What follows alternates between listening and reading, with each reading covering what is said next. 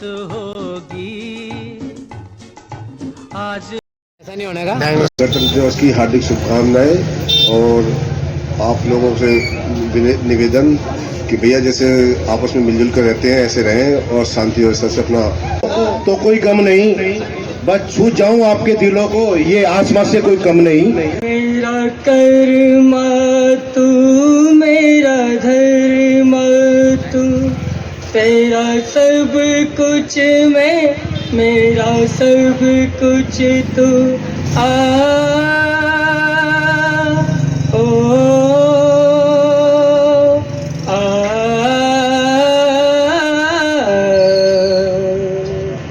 हम जिएंगे और मरेंगे ऐ वतन तेरे लिए, दिल दिया है जान भी देंगे ऐ वतन तेरे लिए। आज संविधान इस दिवस पर मैं सभी को बधाई देता हूँ। उसमें किसी तरह की कोई वो नहीं हुई और उसके तहत ही निर्माण। इसी तरह संविधान एक ऐसी चीज है जिसमें जैसे कहते हैं जरूरत जब पड़ती है तो उस टाइम तो परिवर्तन भी करते हैं, ये साइंस का सिद्धांत है। तो इसमें जो है परिवर्तन भी जो है संविधान में 110-11 बार संविधान में सब परिवर्तन कुछ ना कुछ उसमें ऐड हुआ क्योंकि वो जरूरत पड़ी उस टाइम। और ये आपको आश्चर्य होगा कि दुनिया में इतने देश हैं लेकिन द्वितीय विश्व युद्ध के बाद में पूरे एशिया में सिर्फ 3 देश ही ऐसे हैं जो संविधान के तहत चल रहे हैं, हिंदुस्तान और ताइवान और दक्षिण कोरिया। इन 3 ही देशों में सिर्फ संविधान है। बाकी पड़ोस के मुल्कों में संविधान बने चले लेकिन फिर टूट गए, फिर बने लेकिन कभी भी वो संविधान के तहत नहीं चल पाए। तो भारत में संविधान को बहुत ही महत्व दिया जा रहा है और ये भीमराव अंबेडकर जी ने इसको बनाया था और इसमें 295 आदमी की सेवाएं ली गई।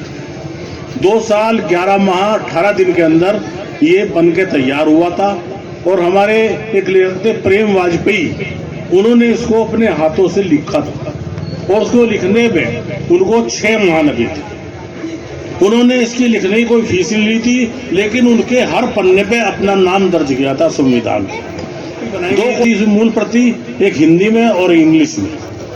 उसका वजन 13 किलोग्राम रहा संविधान की पुस्तक का और वो हीलियम के एक बॉक्स में ऐसे कागज पे लिख के रखा गया जिसका 1000 साल तक भी मूल प्रतिलिपि सुरक्षित रहे। और आपको सुन के ताज्जुब होगा कि उस समय में ये पेन या डॉट पेंसिल नहीं हुआ करते थे, होल्डर हुआ करते थे जो पुराने लोग हैं उन्हें पता होगा उसमें। तो 295 निब इस्तेमाल हुए थे इसमें और 154 स्याही की शीशियां इसमें लगाई गई थी, तब ये संविधान तैयार हुआ। प्रेम वाजपेयी जी ने 6 माह में इसको लिख के तैयार किया था और फिर इसको 26 जनवरी सन 1950 को भारत के लिए इसको लागू कर दिया। और इसमें कुछ जो छोटी जातियां थी, जो कम पढ़ी लिखी थी, जो तरक्की नहीं कर पाई थी, उसके लिए अलग से आरक्षण रखा गया था। वो आरक्षण 2019 में समाप्त हो गया था लेकिन फिर तरमीम करके उसको 10 साल के लिए बढ़ा दिया गया। ये आरक्षण अब 2029 तक लागू रहेगा और उसके बाद उस संसद की या जो प्रधानमंत्री उस 2029 में होंगे उनकी इच्छा है कि वो आगे उसको कैसे बढ़ाएगा। और ये जानकारी मैंने इसलिए दी कि संविधान दिवस तो सबको पता है लेकिन थोड़ी जानकारी इसके बारे में ये भी होनी चाहिए कि।